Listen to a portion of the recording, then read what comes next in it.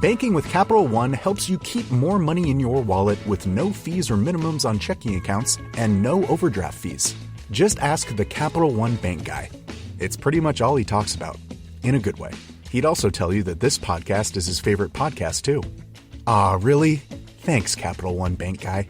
What's in your wallet? Terms apply. See CapitalOne.com/bank. Capital One N.A. member FDIC.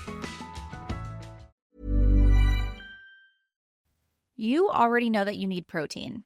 I've talked about how protein is essential for muscle toning, metabolism, hormonal health, glucose levels. And on a recent episode, Dr. Aaron Stokes talked about how getting in consistent protein is also crucial to lower your cortisol. Especially as a vegetarian, I rely on a clean protein powder.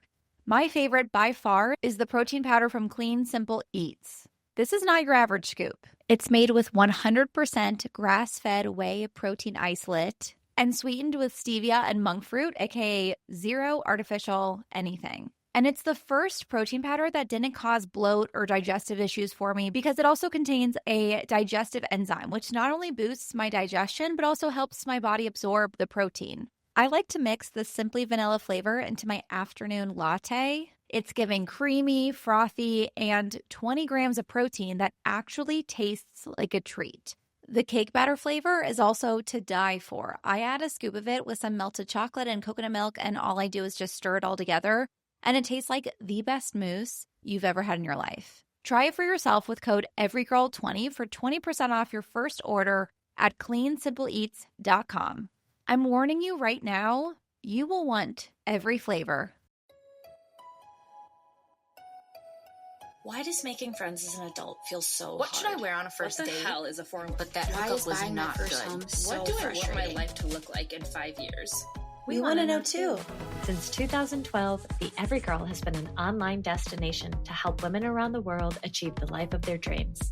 Now, we're excited to bring you the same inspiring content with the Every Girl podcast. Welcome back to the Every Girl podcast. How are the girls doing this week? I hope you're having a very romantic, magical day. I was on vacation last week in Cabo, and since coming back, I've been on my shit, which really means I've been really keeping up with my green juice every morning, all that kind of stuff. I have one green juice, and suddenly I'm like, let's unpack all my childhood trauma and turn my office into a meditation den and learn Italian. That's where I'm currently at. I'm in my era of kind of doing the most. So I feel like it's a good day to deep dive into health. Are we ready to enter our wellness arc? This is the last episode I'm technically doing in the Summer Glow Up series since we are closing out June. We are officially in summer. Again, the Summer Glow Up series was meant to give you all the tools to prepare you for a hot girl summer, but now we're in summer. So that type of content won't stop. I have lots of tips and new routines that I've learned and I've been wanting to share with you through the next month. So stay tuned for all of those type of episodes that you know and love. Because now that you've tapped into It Girl energy, you've updated your morning routines, you're feeling amazing in your body after the Summer Glow Up series, we are deep diving into health and wellness in July's episodes. I am always passionate about optimizing my health, and here's why. Health is our most important currency because it's the source that buys everything else. Intention is really important in today's day and age where wellness has been commodified and cool girlified, if you will. Because of all of the messaging we are bombarded with, our wellness routines are really integrated with our self-worth. It takes 5 minutes of scrolling on TikTok to feel like a lazy piece of shit because you don't have a 5-step morning routine or gorgeous salads for lunch every day. We often feel like we need to optimize our health because we are supposed to or because it makes us feel worthy. I am busting that belief system, okay? I am not interested in health because it's trendy or cool or because I'm supposed to be healthy or because I want to look a certain way. I want to help you optimize your health because it is our most important currency. When I say it buys us everything else, Here's what I mean. Your well-being is the secret tool to get anything you want out of life. An extremely happy relationship or family, a super successful career, abundant wealth, really connected, great friendships. Your well-being is the foundation of your entire life. It is how you achieve any possible goal that you want. Because if you're in bad health, if you're sluggish, you're dealing with chronic symptoms, you're low energy, you're low mood, you can't have the clarity, the energy, the vivaciousness, creativity, presence to show up as your highest self in any area of your life. On the other hand, the more you optimize your health, the more presence, clarity, glow, energy, vivaciousness, the more life energy you have, which is the basis of everything. You probably have heard people say time is our most important currency, but I think your health is even more important than that because health literally buys you more time. Health gives you a longer life, not just the amount of years you live, but how you live those years. My goal is to be scooping up my great-grandchildren and drinking rosé at lunch at 99 years old, or moving and dancing and traveling around the world with Joey when I'm 70. In the shorter term, health buys you more time because you have more energy to put into your life now. I've talked about this in episodes before where when we feel like we never have enough time to get everything done, time is actually not the problem. Energy is the problem.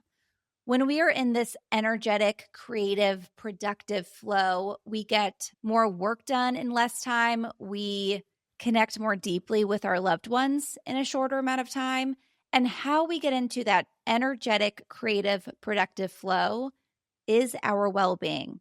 This is why I just said in the Katie Austin episode that I look at my workouts as an investment in my career and relationships. So this is where my passion for health is and what I hope to share with you to look at health in a totally different way that you might hear on other podcasts or on TikTok. And because I know health is the foundational tool to live our very best lives, I always love optimizing my well-being because I look at it like the healthier I am, the better the rest of my life can get, the more I can accomplish and feel and be present for. So today, I'm going to dive into some habits of the healthiest women in the world. What are they doing to optimize their health? How can we learn from the healthiest women on the planet to make us feel even better beyond the stuff that we know, like eating protein and strength training? What are the healthiest women in the world doing that we can start doing now too? I firstly look to women in the blue zones. You have probably heard me talk about this before because the blue zones are one of my favorite fields of research, but the blue zones are places in the world with the longest living populations. By the way, very quick side note, I've seen some discourse about how the blue zones were disproved, which is not true. Some researchers were thinking that the reported amount of centurions weren't super accurate because of errors in government records and things like that, but the original research team came back claiming that they used church records and historical documents to really validate age data, especially for the oldest people that they were studying. But I also want to say, even if centurion claims might be inflated, everyday health and longevity among these regions are still notably better than global averages. Risks of heart disease, cancers, all the most common causes of death are prominently lower than global average. So I think that the argument is honestly stupid anyway. Experts have said that the average health span and how elder populations age are more stable indicators of health than the amount of rare centurions anyway. You probably don't care at all about that, but if I have any blue zone naysayers listening, I just want you to listen and enjoy this episode. So I looked deep into the practices of the longest living populations on Earth, but I also wanted to look at kind of the flip side, the women who are doing the most to stay young, if you will. So looking at female biohackers and what practices we can adapt from them. So let's get into it because I got a lot of information coming your way. Here are 7 daily habits of the healthiest women in the world. In all the research I've done for years, what I have found the single most effective health tip is having purpose and waking up every single day with purpose, literally shaping your everyday routine around your purpose. Purpose is so influential to your health that research from the NIH found that people with a strong sense of life purpose were more likely to live longer, have lower rates of heart disease, reduced risk of dementia, and even better gene expression linked to immune function, so better immunity as well. Purpose isn't just a mindset, it's biological.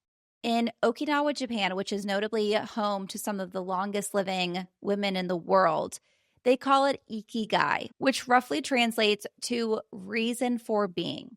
And it's a core pillar of their communities and what is instilled in their population from a really young age. Ikigai is really in everything. Okinawan elders especially center their entire daily rhythm around it. They move their bodies, they make food, they connect with others, all in service of their ikigai. And here's what's really wild. A study published in Psychosomatic Medicine found that people with a clear ikigai, a clear purpose, had significantly lower mortality rates, even after controlling for age, gender, and health conditions. So I promise you guys, this isn't just like self-care fluff. This is an actual lifespan extender. Historically, and what I think is really cool and important to mention, purpose also meant power, especially for women. In the Mazu tribe in China, I might be butchering that word, but it is one of the last matriarchal societies. Women controlled the land, they had household wealth, and they made major social decisions. And guess what? Women in these communities had vastly better physical health outcomes than global standards at the time, which showed that autonomy and resource control were key levers for female well-being. By the way, I also think it's cool knowing this research that here we are in this patriarchal society, still very much having little autonomy, and we're still kicking males' ass in terms of health because women are still living longer. But just a side note. But the reason that I bring up this example is because it proves something really important. Purpose isn't just a spiritual calling. It's about having control over your own life. It's being so rooted in your autonomy, your contribution, your impact. It's really interesting too to think about because in our society, when we try to define ourselves or we look to our goals, they typically have to do with our job title. You know, the first question we ask people is, what do you do? Or when we think about our goals, they typically have to do with New Year's resolutions, right? And so often we either don't have or we lose focus on purpose.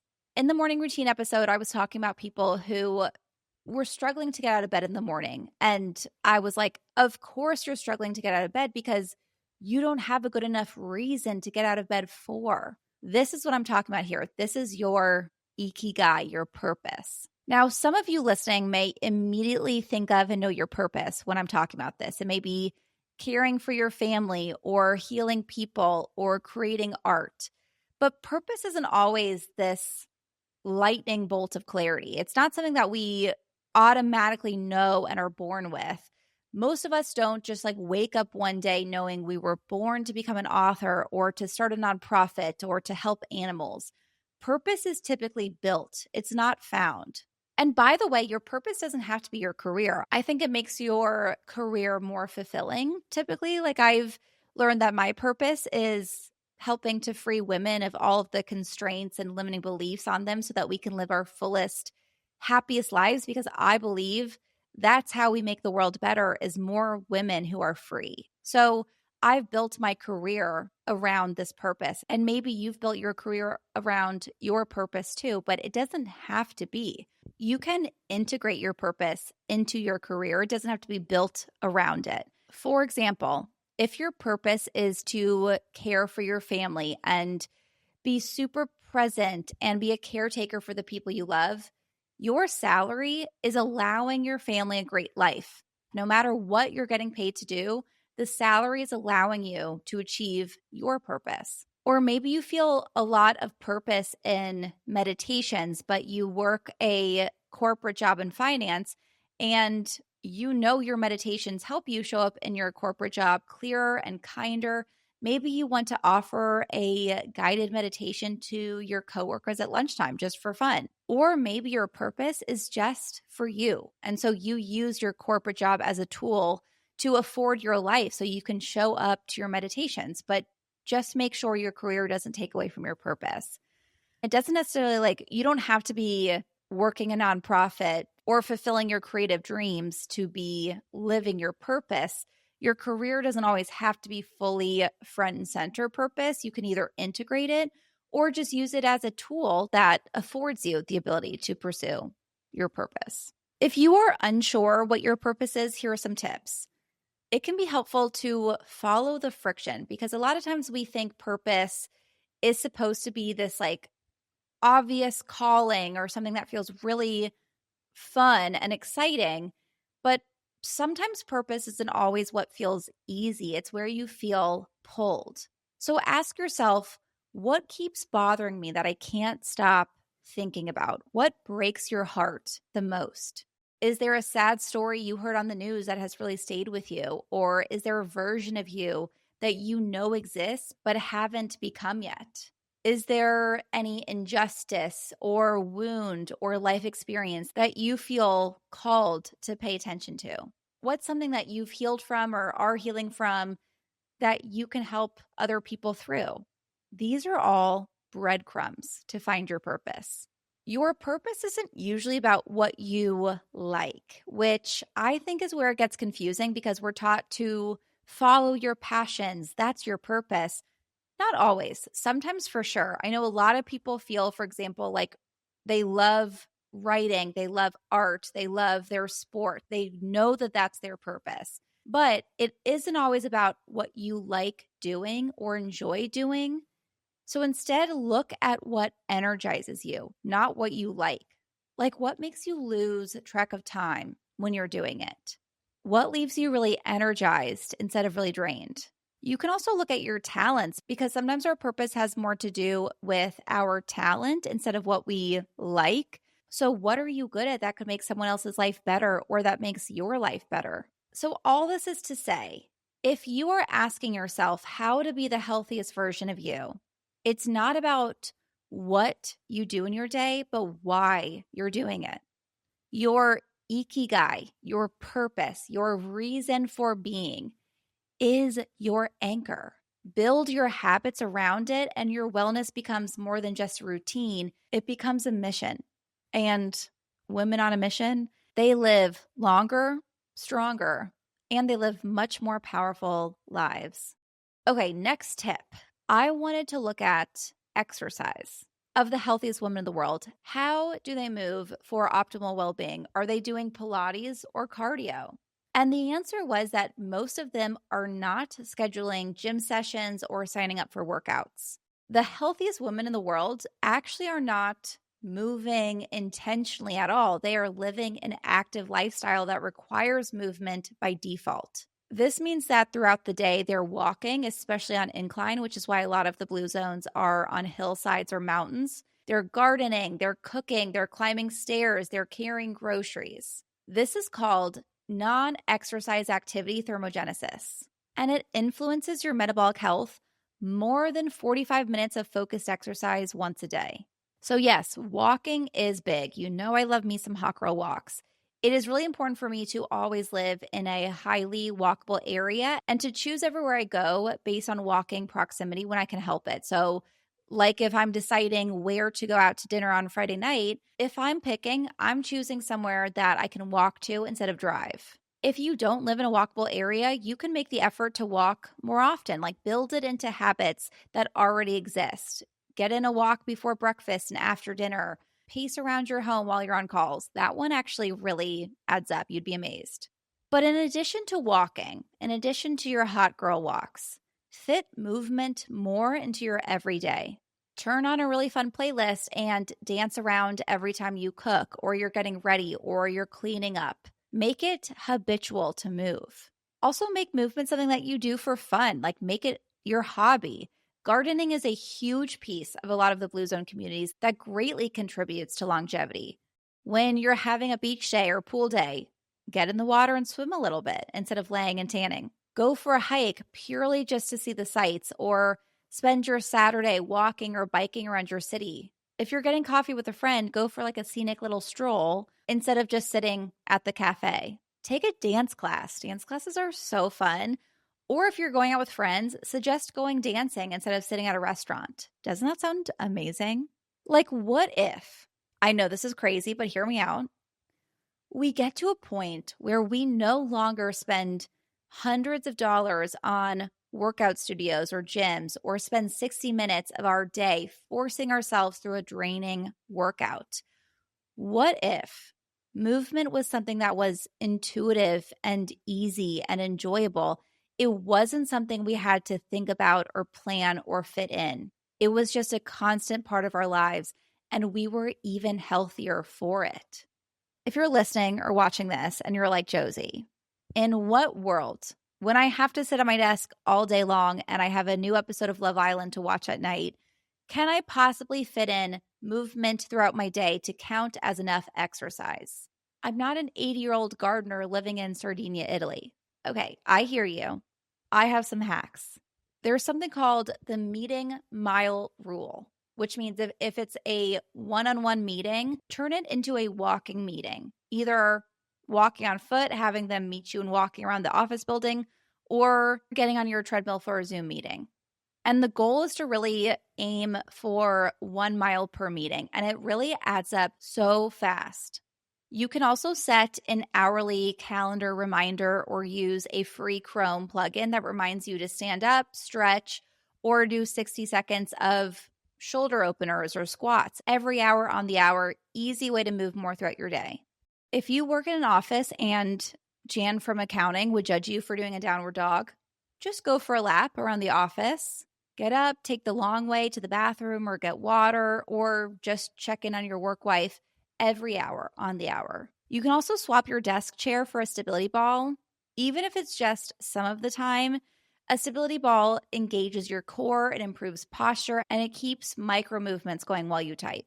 Also, reorganize your space for micro movement. Put your printer or your water bottle across the room so that you have to get up and get them every time you want them. Store your skincare in a high cabinet so you have to reach up to grab it. It sounds really minor, but these moments of reaching, standing, squatting add up to hours of non-exercise activity thermogenesis over the course of a week. Every time Netflix is loading or there's a commercial break, do a 30-second plank, do some yoga flows, even just balance on one foot. These are all great ways to Pavlov yourself into movement, if you know the Pavlov theory. And then lastly, hot girl housework. I'm going to make this a thing, okay? Because we all have to clean our homes. A cleaning service in this economy couldn't be me. So we're cleaning our homes anyway. Hot girl housework is turning chores into a workout, but making it super fun. So turn on a super fun workout playlist and then clean your home. Lunge or calf lift while you're vacuuming, squat while loading the dishwasher, deadlift the laundry. You'd be shocked how much cardiovascular and strength benefits you can get just from adulting and keeping your home somewhat tidy. I also found in my research how much flexibility played a role in health, which makes sense, but it's also really interesting how flexibility is an afterthought in our wellness culture and our fitness world. Like, you do 3 minutes of a warm-up or stretching post-workout, but it certainly is not prioritized. But studies show that people with high flexibility scores have lower risk of cardiovascular disease and cancer death. Stretching, yoga poses, even reaching for that olive oil on the top shelf supports longevity as much as doing a plank or push-up. So flexibility is a lot more important than we give it credit for. You may have heard of the sitting rising challenge, and it's used to predict longevity because it measures real life strength, flexibility, and balance, not just gym performance. The longest living populations are often people that are sitting on the floor, whether it's to eat, like in Okinawa, Japan, whether it's grandparents that are sitting on the floor often with their grandchildren. So I like to sit on my floor often, and I challenge myself to stand up and sit down without using my arms, which is also better for balance, flexibility, mobility. I also stretch every morning, and if I don't fit it in, I'll do it in the evenings when I'm watching TV. So remember, the healthiest women in the world are not going to exercise, they are moving through their lives. Okay, next tip has to do with what are the healthiest women eating. I need a t-shirt that says count plants, not calories, because that's becoming my life slogan. The healthiest women in the world are eating a wide diversity of plants. That is key. So yes, getting in your spinach and mango smoothies or having your quinoa sweet potato bowls are great. That's amazing. But if you want to optimize your health and live like the healthiest women in the world, the key is the diversity of plants. Why does diversity matter? Because the health of your entire body, your brain, mood, metabolism, even your skin, is deeply connected to your gut. And your gut thrives on diversity. Your gut is home to trillions of microbes. And these little guys, your microbiome, help digest food. They produce hormones. They reduce inflammation. They balance your immune system. They even hugely affect mental health, since 95% of serotonin is produced in the gut. And because of the gut-brain connection, if you've heard of that, the number one way to support your microbiome is to feed them variety. As far as how much diversity and what that really means, the American Gut Project, which is one of the largest microbiome studies ever, if that's cool for you, like it's cool to me, found that people who eat 30 or more different plant foods per week had significantly more diverse microbiome, especially compared to those who ate 10 or fewer varieties of plants, which is honestly most of us.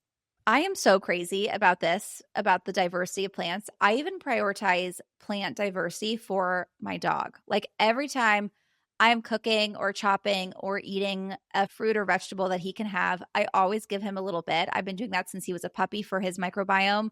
Like my most frequent Google search, if you checked my history, would be, can dogs eat insert fruit or vegetable here? But it doesn't have to be so overwhelming to get more plant diversity. So here are some tricks. Add spices and herbs to every dish. Like even adding some cumin and dried basil to your scrambled eggs adds more plant diversity. I even add herbs to my smoothies. I love fresh mint. I make such a delicious mint chocolate chip smoothie with the chocolate protein powder from Clean Simple Eats. It's so good. Or I add cilantro to my juices, which has really amazing nutrients. And you can't really taste the cilantro flavor, but I'm not one of those who are all sensey with cilantro. So try it at your own risk, especially if you have the gene or whatever that makes you hate cilantro. When you go to the grocery store every week or you go to the farmer's market, buy one or two fruits, vegetables, grains, nuts, seeds that you don't normally eat at home. Like switch it up. Get some beets or collard greens or dragon fruit or turnips.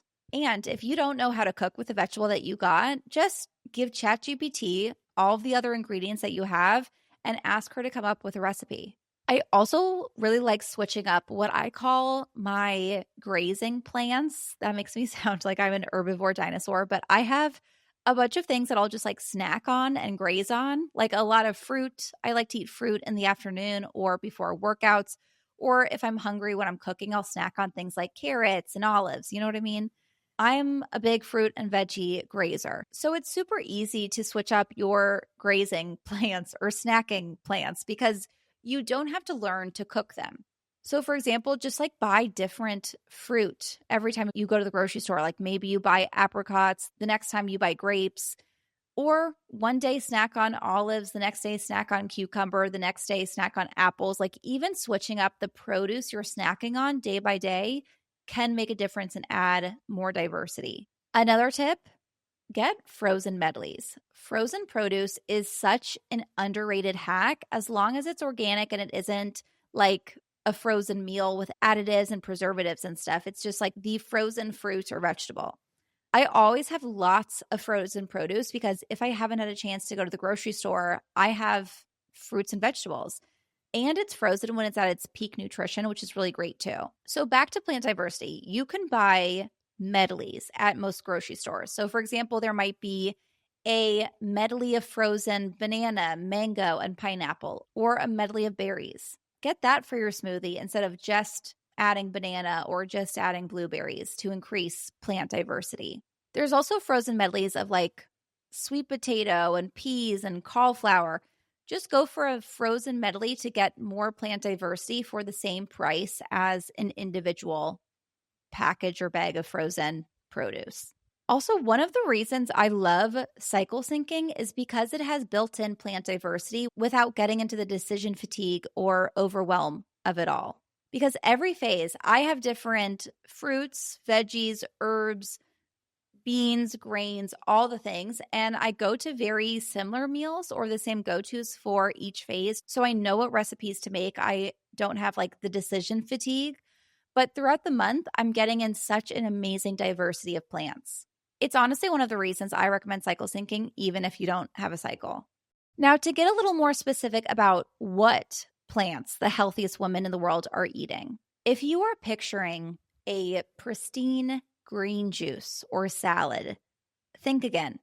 The healthiest women in the world are eating things like purple sweet potatoes, fava bean stews, bitter herbs, edible flowers, fermented pickles, seaweed, spices and adaptogens like turmeric, ginger, or maca root. I want to talk about purple sweet potatoes because I think these are one of the most underrated health foods.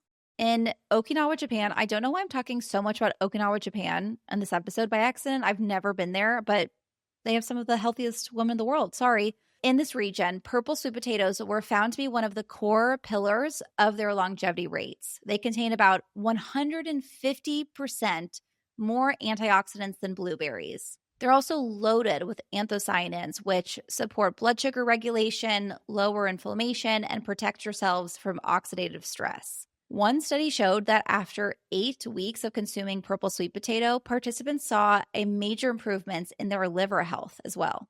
So specifically purple sweet potatoes, when you can find them, is a major superfood. Next healthy food that I want to highlight, beans.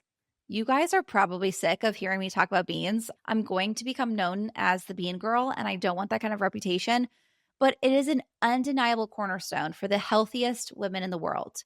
The regions of Italy, for example, where the healthiest populations are, have beans on a daily basis, like a fava bean stew, which is fava beans cooked with tomato, garlic, onion, rosemary, and olive oil. How delicious does that sound? Or you probably have heard of minestrone soup that also contains beans. Beans are high in fiber and protein, and they are packed with polyphenols. In the Nicoya Peninsula in Costa Rica, women thrive on what is known as the Three Sisters diet, which means beans, squash, and corn, which they call the Three Sisters because of how much of a staple these three foods are. The research is really consistent. A regular intake of about 20 to 50 grams of beans daily, which is about half a cup of like fava, lentils, chickpeas, is linked with lower mortality rates, better cardiovascular health, and even slower aging. I love to add beans to any salad or bowl, or obviously beans in soup. Like I love adding kidney beans into a vegetable soup is so good, or adding white navy beans into a creamy soup to replace the dairy and then blending it. Like I make a delicious cream of asparagus or cream of mushroom. And instead of adding cream, I add white beans and blend it all together, and it makes it super creamy and delicious. By the way, you can switch up your beans every single week, and that's a great way to add plant diversity as well. Or I also smash up beans on tacos. When I was in Mexico last week, actually, I got really into eating refried beans with scrambled eggs, added a little salsa, onion, cilantro, sour cream on top. It's actually an amazing combo. So many delicious ways to prepare and eat beans. So what can you take from all of this? Start by upgrading your idea of eating more plants. Don't just add spinach to your smoothie and call it a day. Think color, texture, flavor, fermentation, spices. You can try microgreens, seaweed, fennel, radish, lentils, kimchi, purple carrots instead of just orange carrots, golden beets, turmeric, dates. edible flowers if you want to go crazy. Adding variety will single-handedly be the most important thing that you can do for your gut health and therefore the rest of your health. And if that sounds really overwhelming, just try this. Track for 1 week how many unique plants you're eating in a week, including when you eat out, which is another tip when I eat out. If I'm going to get a salad, I kind of try to get the salad of things that I don't typically eat at home, like a beet salad or a fennel salad, because I don't really eat those things at home very often. So that's another hack. So just track for 1 week how many unique plants you're getting in, and then just slowly add a couple more every single week. Like make it a game, and it will literally rewire your body. The healthiest women in the world are not living off of sad salads. They are eating boldly, diversely, seasonally, and also joyfully. And that, my friend, is the real detox diet. Next tip, the healthiest women in the world are not perfect in their diets, their routines, or their exercise. The healthiest women in the world have the highest bounce back rate. When you picture the healthiest women, you might be picturing a perfect diet, like they never have a bite of pizza or ice cream, or they never order takeout, or they never skip a workout or meditation, and they never spiral over their body image or a breakup. But that's quite literally not true. The healthiest women are not perfect. They're the best at bouncing back. When I asked Mimi Bouchard her secrets for health and success, she said that she found that what determined success, especially in health, is not about being perfect. It meant bouncing back quicker. So for her, she said that her bounce back rate used to be like 3 months. Like she'd be treating her body and mind great, and then she'd go on vacation or have a late night or a spiral, and it would take her months to get back to treating her body well and feeling good again. Or maybe she'd be super focused and inspired about work, and then it's like one bad meeting or one stretch of fatigue would be really hard to come back from, and it would take her weeks to get back the motivation. It sounds familiar, doesn't it? Because we've all been there. Mimi said that now her bounce back rate takes seconds. She'll have a piece of pizza because she wants it, and instead of what a lot of us do, which is this kind of like subconscious, oh, well, now the day is ruined, so I'm going to have another glass of wine and ice cream. Or, oh, that means the weekend's ruined, so just forget meal prepping tomorrow, whatever it is. Instead, she thinks like, oh, yay, I enjoyed a piece of pizza, so let me support my body even more and check in with what it needs. Does it want some water now? Does it need some veggies to help support the digestion? Or another example of this is, let's say you have a really shitty night of sleep, or you've been traveling and you just take the day to relax and rest. And then instead of that turning into a pattern that you can't get yourself out of, the next day you're super motivated and excited to get back to your routine and make yourself feel really good. This is called your bounce back rate, how quickly you bounce back. And it is actually the secret to being your healthiest self. I'm telling you, it is not about perfection, because that is both impossible and also unhealthy, even if it were possible to be perfect in all of your routines. The balance of rest and movement and joy and nutrition and leisure and motivation. Balance is the definition of well-being, not perfection. And how healthy you are actually has everything to do with how quickly you are able to go between these extremes. Being healthy is building resilience, so you are able to quickly bounce back after enjoying an office donut or taking a vacation or sleeping in, which, by the way, are all really good, wonderful, healthy things as long as you are able to bounce back. So basically, according to psychology, how quickly you are able to recover after binging pizza technically matters more than whether or not you ate pizza. How quickly you recover from a vacation technically matters more than what you ate or drank on vacation. A psychologist named Angela Duckworth did research on grit, and she found that talent wasn't the biggest indicator of success. It was persistence. Persistence is the number one indicator of success, much more than talent, education, anything else. The same thing applies to your health. Having a perfect routine isn't the biggest indicator of success. It's persistence. It's how quickly You get motivated again. This also means bouncing back when you experience sadness or setbacks or rejection. A study published in PNAS found that psychological resilience, your ability to emotionally recover from stress, directly predicts longevity. Not just how long you live, but how well you live.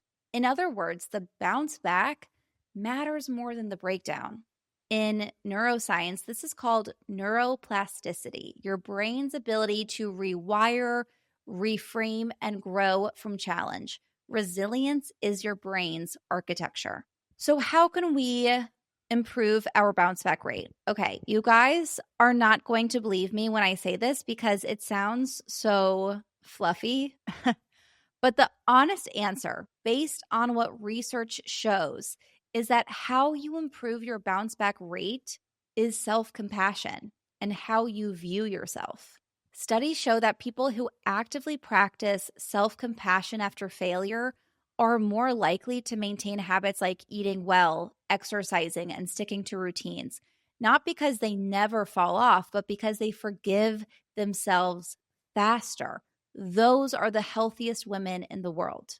Because true health means, yeah, you're going to go out, enjoy the ice cream cone. You're going to have cocktails when you're out with friends. You're going to have super low energy weeks where you can't get yourself to move at all. You're going to have super busy days when you don't have time to eat anything more than a protein bar and chips.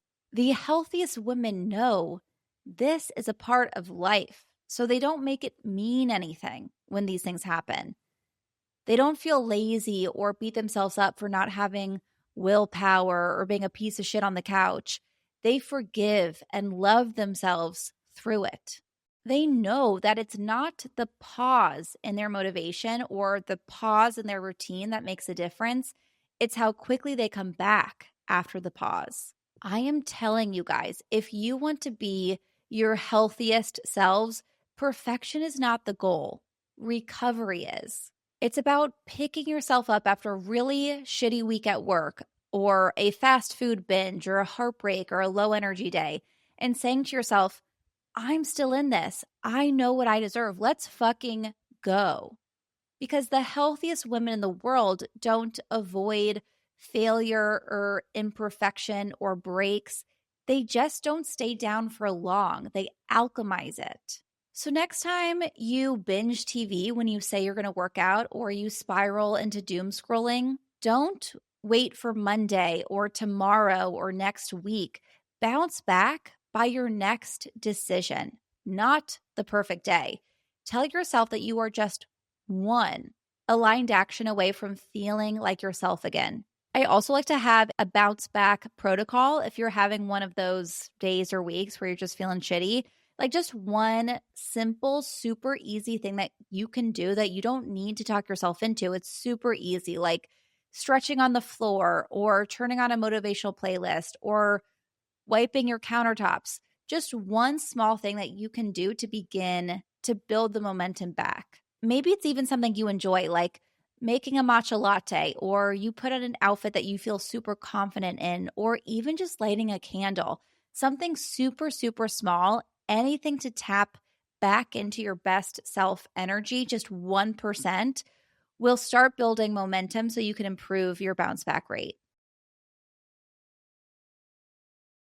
I am a big fan of the afternoon drink. It is that sweet treat in the afternoon that helps you get through your workday, romanticize your afternoons, or get energy for your evening workout. And I have discovered a hack that not only makes my afternoon iced latte more delicious, but packs in more protein. Clean Simple Eats protein powder has transformed my afternoon coffee because with flavors like Simply Vanilla, Coconut Cream, Mint Chocolate Chip, or Caramel Toffee, mixing a scoop in with your coffee makes it taste like your favorite decadent drink from a cafe, except with 20 grams of protein. And you know I'm all about treating your body like a temple, so while it tastes like you're having a delicious caramel macchiato or vanilla latte, Clean Simple Eats protein powder is sweetened naturally with stevia and monk fruit. It's 100% grass-fed, whey protein isolate, and free from artificial sweeteners, colors, and flavors. And it's non-GMO and third-party tested. Go to cleansimpleeats.com and use code EVERYGIRL20 to get 20% off your first order. Trust me, it is a wellness upgrade that will also be the highlight of your day. This podcast is brought to you by Millionelle. Have you ever looked at your bank account and wondered how $6 matchas and a few Sephora hauls here and there turned into financial chaos? 'Cause same. You're not bad with money. You're just busy with everything else. Your job, your relationships, your side hustle, your group chat. And somewhere between juggling all of that, no one gave you the financial playbook. Maybe you think being good with money requires an econ major or spreadsheets and shame spirals. It doesn't. Building wealth is just a self-care practice you haven't added to your routine yet. You don't need a finance degree or to stop buying your pricey matcha lattes. You just need someone to show you how to actually make money feel easy, empowering, and, dare I say, fun. That's where the Millionelle podcast comes in. Check out the Millionelle podcast wherever you like to listen to podcasts. That's the word million and ELLE.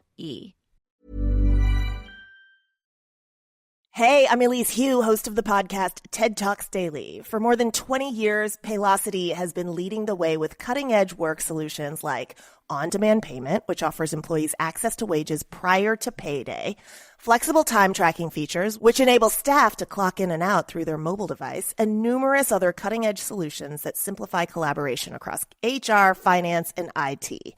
Learn more about how Paylocity can help streamline work and enhance business outcomes for your organization at paylocity.com/simplified.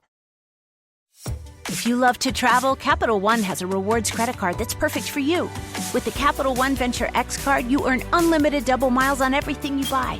Plus, you get premium benefits at a collection of luxury hotels when you book on Capital One Travel. And with Venture X, you get access to over 1,000 airport lounges worldwide. Open up a world of travel possibilities with the Capital One Venture X card. What's in your wallet? Terms apply. Lounge access is subject to change. See CapitalOne.com for details.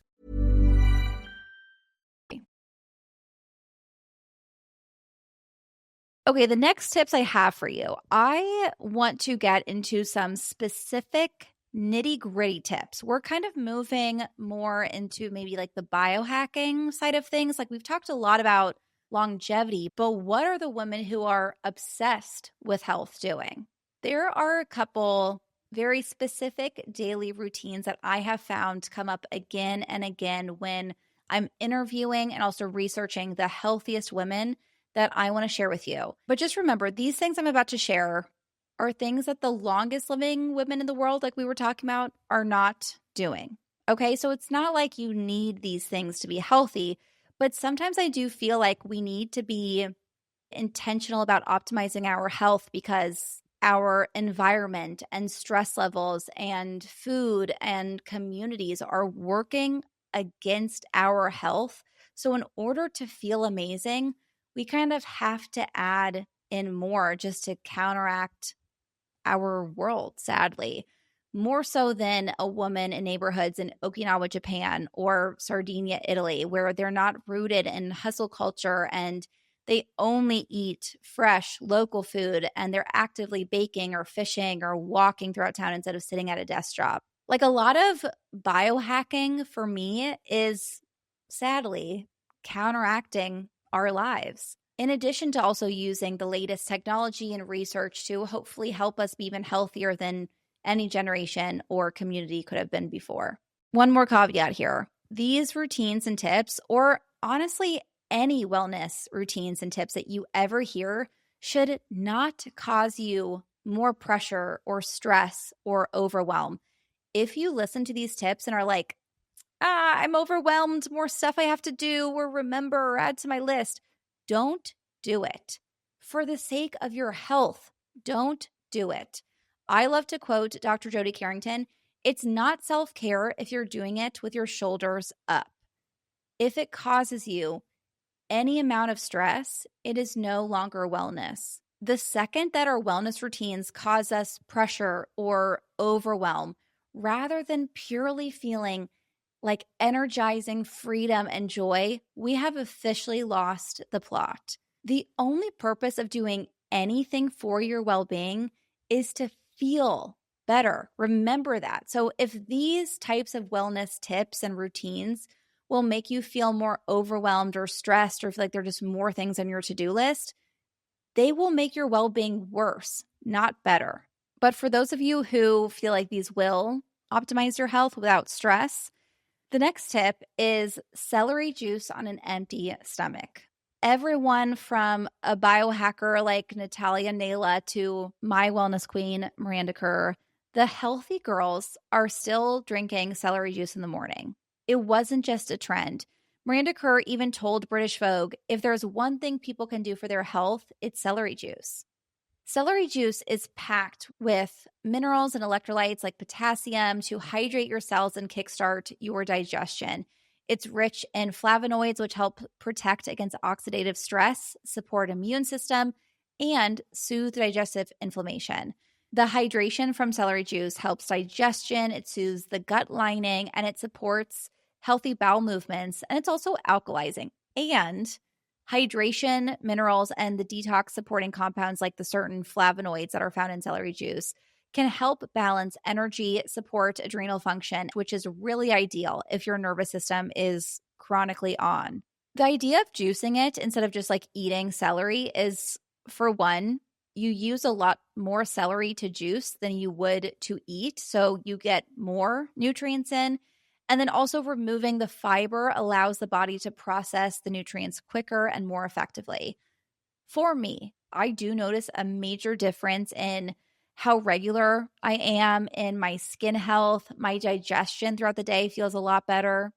Now, there isn't really a lot of research I could find about the effectiveness of drinking it on an empty stomach in the morning versus drinking it whenever works for you during the day. So if it's hard for you to drink in the mornings and you'd rather just have it with lunch, go off. But so many biohackers or wellness experts continue to swear by it on an empty stomach in the morning. Natalia Nayla even says to wait 15 minutes, even to drink water before and after drinking celery juice to optimize the benefits. I have experimented for myself with drinking it with a meal and then drinking it 15 minutes before eating or drinking anything else. And I personally do notice a difference when it's on an empty stomach, but try it for yourself, see what works. I don't have a juicer, so I blend about like 6 or so celery stalks with water, and then I strain it through a thin towel or a cheesecloth. It's super easy. I just do this every single morning. I also add half a lemon, like a whole half lemon with like the seeds, peel, everything, for a lot more amazing benefits. Another ritual that I have heard over and over again from the healthiest women is taking a glutathione supplement. I'm not one to push a lot of supplements because the supplement space is so oversaturated and overwhelming. But if you are looking to take your health to the next level, glutathione is an amazing option because it's known as the most powerful antioxidant in the world. Think of it as like your body's natural defense system. It's actually naturally produced inside your liver, and it's meant to fight oxidative stress, support detoxification, protect your brain, and it literally keeps your cells young. But here's the problem. After your mid-20s, glutathione levels start to naturally decline. And then you add in stress, alcohol, poor sleep, pollution, processed food. Your reserves are getting drained real fast, which is why really longevity-focused women like biohackers, integrative doctors, high-performing wellness girlies take a supplement. One study found that supplementing with glutathione led to significant reductions in markers of oxidative stress, including lower inflammation and better immune function. Another study showed that people with higher glutathione levels had slower aging at the cellular level.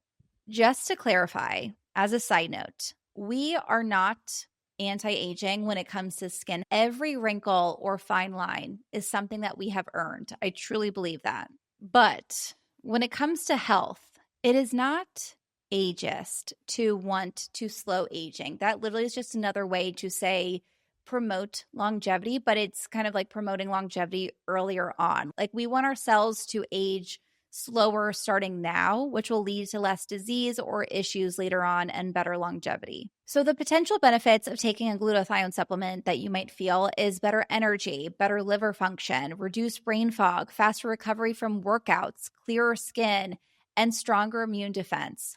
I used to take glutathione just after drinking alcohol as a way to support my detoxification system, but now I take it daily. I've heard this recommendation from a lot of wellness experts. I personally like Symbiotica's packets. They taste like delicious berry flavor. You just eat it straight from the packet.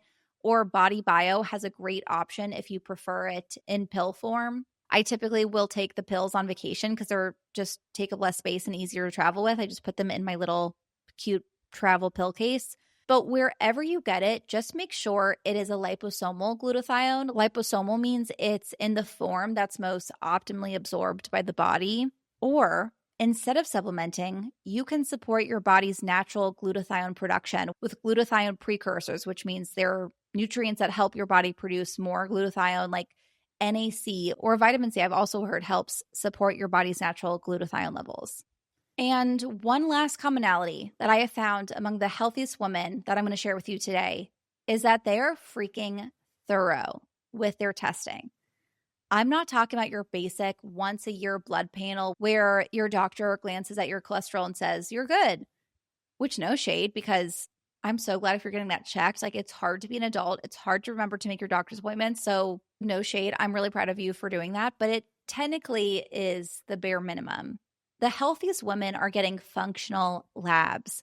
They're testing hormones, cortisol rhythms, nutrient levels, gut microbiome balance, glucose levels, food sensitivities, heavy metals, mitochondrial function. There is so much amazing technology that gives us such thorough, incredible information about our bodies.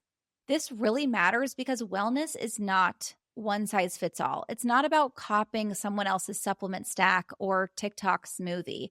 It's about understanding your body at a cellular level and giving it exactly what it needs. I tell my clients this all the time: test, don't guess. Because symptoms and even a lot of diagnoses don't really tell us much. Like, a diagnosis is really just the name of a collection of symptoms. It does not explain why we have those symptoms. Masking symptoms can be so beneficial in order to minimize our suffering so we can live our lives. But again, it doesn't explain why.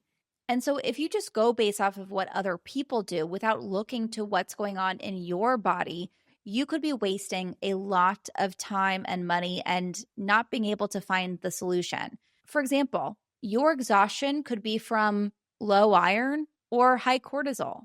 Your skin issues might be a zinc deficiency or a gut imbalance. Maybe you deal with really bad bloating and you saw an influencer say that they cut out gluten and their bloat went away. So you try to cut out gluten, but for you, your bloat was actually not because of a gluten intolerance. It could be parasites, mold exposure, or just needing more digestive enzymes in your body.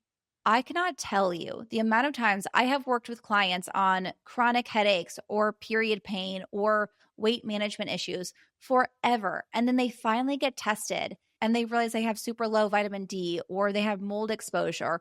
And that's the answer to healing the symptom. So the healthiest women are not taking 15 supplements because they're trending on TikTok or building a wellness routine or a diet based off of what their favorite influencer is doing. They are testing their bodies and running data-backed protocols for them. And I don't want you to get too obsessive with it. The point is to empower you with information, because when you know what's happening inside your body, when you see the numbers, when you track the patterns, you are making decisions from that place. That's body literacy. That's radical self-awareness that will be the foundation for actually making changes in your life. And you don't need a fancy, expensive doctor to test your hormones or your microbiome anymore. There are labs that you can order from your laptop and do at home and send in. It is so easy nowadays. For a really good starter, if you just are looking to heal some general chronic symptoms or overall just make sure you're at your healthiest, I recommend Function Health to all of my clients. It's Dr. Mark Hyman's company that includes over 100 tests, and it goes really in depth. If you want even more insight than that, I really want to do this test called the System Age Test from Generation Lab, which basically measures every organ in your body and it gives it a biological age and then helps you measure before and after interventions so you can actually test the difference that changes in your routine is making to your health. So like, for example, you might have heard of biological age which is different than chronological age. Chronological age is our age that we say we are and think we are. Like I'm 29 in my chronological age. My liver, based on the measurements they have, could actually be 35 or it could be 22. Like maybe my brain is probably 21 still, if we're being honest. But every organ in our body has different functions. And based on the functions, based on the inflammation, based on the health and optimization, they are different biological aging that then adds up to our body's overall general biological age. So this test measures every organ of your body. I'm really trying to get my parents to do this one too, because it's really helpful to find out how each of your organs are aging or if there's any underlying inflammation that needs to be addressed. Modern fertility is a great option if you want to test your hormones or your thyroid, especially if you're looking for imbalances or if you do want to test your egg count or quality if you're trying to plan for future possible pregnancies. Doing a stool test where you put send in your stool is always super helpful, especially if you're dealing with any gut issues. I tell people, please get a stool test, because if you have bloating, if you have diarrhea, if you have chronic constipation, any of these issues might be different for you than anyone else with that same symptom. So you want to know what's going on in your body. What is actually going on in your gut? You can also get a CGM to wear to test your blood glucose levels if you want to figure out if certain foods spike your glucose, which could be the cause of hormonal issues or headaches or energy dips. Like, there are so many incredible options based on what you want to know about your body, and most are a lot more affordable than you think. Like the CPM monitor, you can find some for like $30 on Amazon. And a lot of these testing, like I know Functional Health, has a healthcare team that helps you come up with a plan that help you address what you found out from the test. But on a daily basis, the healthiest women are also checking in with their bodies. Testing doesn't have to mean extensive lab testing or technology. It can also mean getting in the habit of checking in with your feedback that your body is giving you constantly. You know, like after you eat any type of food, how does your body feel? After a workout, is your body telling you that it really enjoyed that movement or that it didn't? Like that energy dip after lunch is data. That 3 p.m. crash is data. That insomnia is data. That glow after walking in the sun or the draining feeling after an intense workout that you force yourself to do, your body's literally giving data to you constantly all day, every day. One of the best biohacks is actually just building the habit of consistently tuning in and asking yourself, how do I feel after eating this? Did my body love this workout or did it drain me? What's my energy like when I wake up? What's my mood like in the afternoon? Your body already contains really deep wisdom. And when you learn how to listen to it, even before the crash comes or before the symptoms or before you get on a Google spiral about which magnesium to buy, you become so much more powerful when you just listen to your body. So yes, get all the tests if you're interested. I certainly love that. I have my clients do tests, but also trust the test that comes from within. That sounded so cheesy. But know that the healthiest women don't just optimize, they listen, they adjust, and they honor the data that's coming from the most powerful diagnostic tool that you'll ever have, which is your body. So sure, I love a green juice. I love a morning walk. But if you want to level up your health, start with data. That's how you stop just like shooting in the dark or listening to everybody else. And you start building a wellness routine that's actually designed for your body. Again, the longest living populations in the world are not doing extensive blood tests or taking a glutathione supplement. So don't stress yourself out too much. You don't need these things to be healthy, but I just think they are amazing tools if you are looking to optimize your health. You guys, I had so many more tips and I had to cut this short because I had so much to say about each one and packed a lot of information in. Do you want a part 2? If I hear from enough of you in the Apple reviews that we need a part 2, I will do a whole other episode with a lot of other secrets that the healthiest women in the world swear by. I'm also really curious. Do you like the biohacking, like the glutathione supplements, the celery juice? Like, do you like that stuff more or more of the longevity blue zones information? I personally like to look at both because we have so much wisdom to learn from other parts of the world and other belief systems and all of the amazing experts. So I love to learn everything and then filter through to form a routine that works best for me. But I'm super, super curious if you like both or if you want more of one. So let me know in the Spotify comments and the Apple reviews. And if I hear from enough of you, I will do a part 2. Anything for you. Thank you so much for listening. I hope this one gave you a lot of great takeaways, and I will see you back on Thursday for our monthly reset to wrap up June, guys. June is over. It's done. And we will also be kicking off with intentions for July. So I will see you there.